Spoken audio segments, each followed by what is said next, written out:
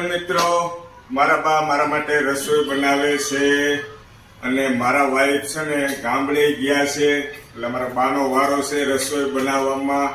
આપણું કામ અટકે નહીં હો ભાઈ બહેન મિત્રો. અને સરસ મજાની રોટલી બનાવે, આપણે રોટલી બતાવી દઈએ મારા બા કેવી રોટલી બનાવે છે. હે અમને ગૌઠા બનાવતા આવી આવડે ભાઈ. સરસ બનાવી છે. તમે દોસ્તો જો મારા માટે શાક બનાવ્યું છે દોસ્તો, ગલકાનું શાક બનાવ્યું છે, દાળ ભાત બનાવ્યા છે. મજા આવી જશે જમવાની. અને આ જ વડીલોનો ફાયદો છે દોસ્તો કે વાઈફ ગમે ત્યારે બહાર ગયા હોય, બીમાર પડ્યા હોય ત્યારે આપણું કામ અટકે નહીં. જોઈ શકો છો ને તમે, મારા બાની ઉંમર 60 વર્ષ કરતા વધારે છે, છતાં ઘરનું બધું જ કામકાજ અત્યારે કરી નાખે છે. થાક નથી લાગતો ને બા? નથી લાગતો. ખૂબ આનંદ થાય છે.